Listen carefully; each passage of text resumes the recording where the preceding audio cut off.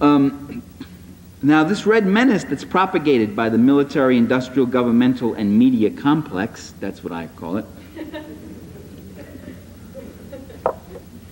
serves the function of telling people that it's worse anywhere else. One of the first things you will hear is, where is it any better? The Soviets have it worse. If you go around and lecture, I'm dealing with the subject right now, but generally I might talk about Reaganomics.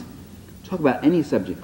Almost the first question you get is, talk about the Russians. What about them? It's worse there. It's worse there. So why criticize here? And you could say, maybe it is worse there. And by the way, I don't think that the evidence indicates that in terms of economic conditions. But maybe it is worse there. What the hell's that got to do with you here?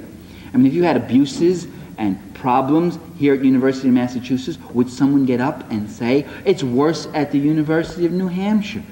Which it probably is.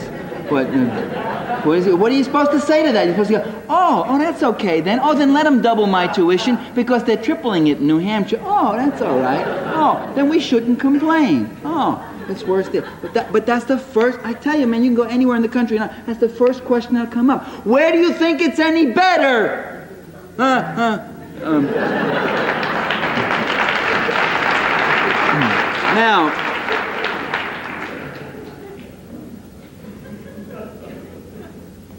I think it's better in Cuba, where I injured my leg, a very serious injury, my Achilles tendon, and I went to a hospital, and I got an operation, and nobody gave me that examination you get in the U.S., the first examination you get when you go into an emergency clinic, and you can be bleeding from 3 places, the examination of your wallet, to see if you got medical coverage, and if you don't, you're sent to another hospital, you're dumped on the public hospital, which may be across town while you're still bleeding.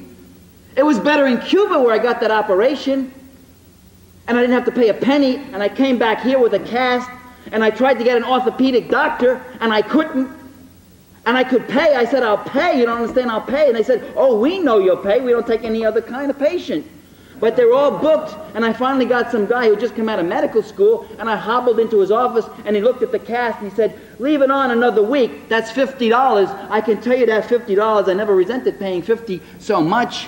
It was better in Cuba. In a poor country, I got good medical care. In a rich country, I'm treated like a beggar and a pariah. It was better in Cuba, where I didn't see any kids with swollen bellies and hungry and begging. I didn't see any people begging. It was better in Cuba than it was in Washington, D.C., where I live, and I walk down the street and I see people in total misery and disorientation standing there begging for food, begging for money, sleeping in hallways. I see that in the richest country in the world. That's where it was better. And when you talk about freedom, that's freedom. And when you talk about oppression, that's oppression. Sleeping in a doorway is oppression. You want to know what oppression is? Then sleep in the doorways of the land of the free and the home of the brave, and you'll know what oppression is. You want to know what oppression is? Then think about the guys who sit there wondering if they're going to blow their brains out because they can't pay the mortgage on their house and they can't feed their kids and they see the whole thing falling apart. That's where it's better. And those are real things, and that's part of freedom. Now, the military, no, you don't have to.